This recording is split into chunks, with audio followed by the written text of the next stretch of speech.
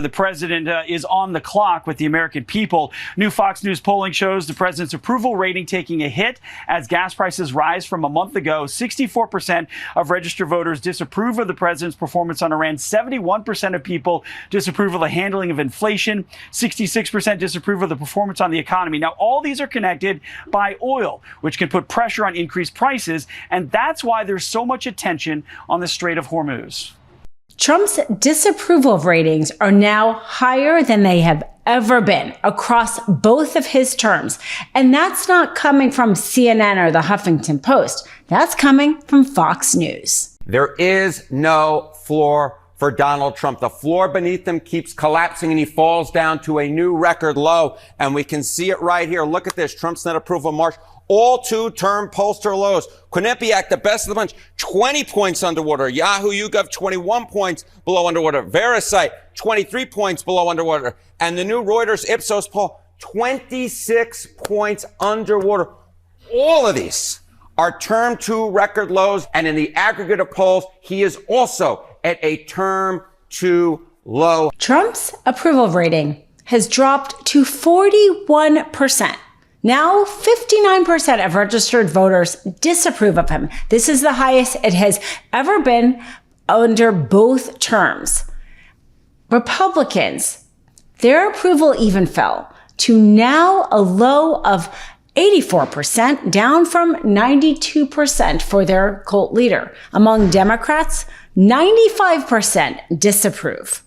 And among independents, only 25% approve. 75% disapprove of him. Now, if you take this into historical context, some polls even have him as low as 36%. When presidents start dropping into those numbers, it is during moments of crisis of their presidency. Take, for example, Nixon. Nixon had to resign when he was dipping into the high 20s. Trump's not that far off. Same with Bush, the 2008 financial crisis. His approval rating had also dropped to the high 20s. Trump is just barely hanging on. He's so close to those moments of approval rating that show the overwhelming disapproval of the public kind of forced the issue, forcing Nixon to resign. This, of course, does not come as a surprise. The Iranian war and really the lack of planning, him changing day by day within the same press conference, even the plan for the war, and among Republicans themselves, division over the plan. Nancy Mace going on TV saying that she disapproves of any ground forces in the war. Republicans talking about perhaps they would force a vote of Congress if ground forces are used, and it appears that Trump is doing it.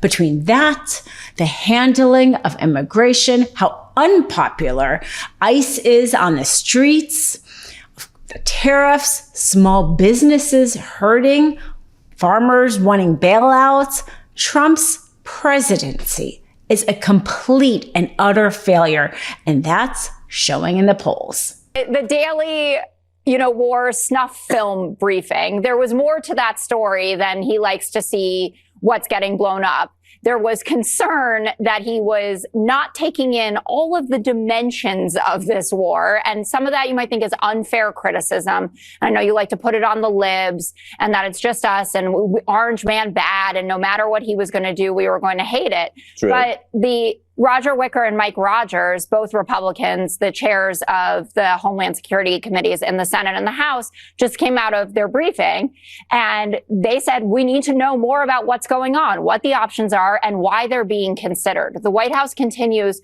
to not make a strong enough case to the people who they need to go out there and sell this thing to the American public and then to the American public themselves. And that's why support for this, and I should note again that this is the least popular military incursion, not excursion, an incursion in modern American history. So take that Desert Storm. The approval for this incursion is down in CBS, Reuters, and Quinnipiac. Quinnipiac. This is the thing. It's so funny. You try to deflect. But what are the polls going to... War isn't popular. That's not true. War used to be popular. Of course, Trump himself is questioning voting because now it appears the voters aren't happy with him. Of course, we have the SAVE Act, which is not just a voter identification act, but is a voter collection of information act. Perhaps that's the worst part of the bill, is having federal voter data and the ability to purge people from the data rolls or the voter rolls. But in addition, we have an attack on mail-in ballots. I mean, Trump has been talking about how there's so much fraud in them. The Supreme Court even just took up a case around mail-in ballots about whether or not a Mississippi law of all states is valid because it allows the counting of ballots after Election Day, despite the fact that they are postmarked on Election Day. Well, we're still waiting to hear the Supreme Court decision, which probably won't come in June. But in the meantime, of all people, Trump himself just voted by mail. He said that it was because he's the president, despite the fact that he was actually in Palm Beach County over 2 weekends, but didn't bother to go in person. Perhaps because it is convenient to vote by mail. Perhaps because he wanted to vote and this was the easiest way to do it. But for like everything else, rules for me are different from rules for thee. And he likes the convenience factor, the ease of being able to make your choice and your voice heard by mail-in ballot. But at the same time, he says that there's fraud. If he was so worried about fraud with mail-in ballots, you would think he wouldn't trust his own mail-in ballot. But this is actually not about fraud with mail-in ballot, just like the SAVE Act isn't about fraud with voters. The reason we know this is because county electors across the country are very good at weeding out fraud, as well as the DOJ in the past has investigated any fraud. And we're talking about just dozens, not even hundreds, of actual voter fraud in the country. Now, this is about limiting people to vote, or perhaps limiting certain people to vote, because mail-in ballot helps people who work. President, maybe a job, he's got a lot more flexibility than most people who don't have time to take off time between their two jobs, who can't have the flexibility of personal time to go in person, stand in line perhaps. That difficulty is what makes mail-in ballot easy and accessible for people. And that's exactly why the Republicans and the GOP don't like it.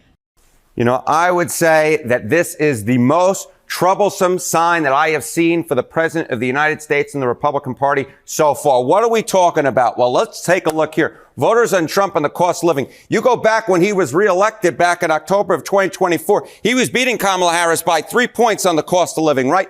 Look at his net approval rating now. Woo! Down underwater we go. His net approval at a record low, 41 points below water. You can't win when you're at 41 points below water on the cost of living. Kamala Harris couldn't win. The Democratic Party couldn't win. And I'm here to tell you that there's a better chance that I root for the New York Yankees than Donald Trump and the Republican Party winning when he's 41 points below water. This was March 12th to March 16th. We could see even more, gas prices rise and the prices go up in the coming days and weeks with the Iran war. So this number could get even worse.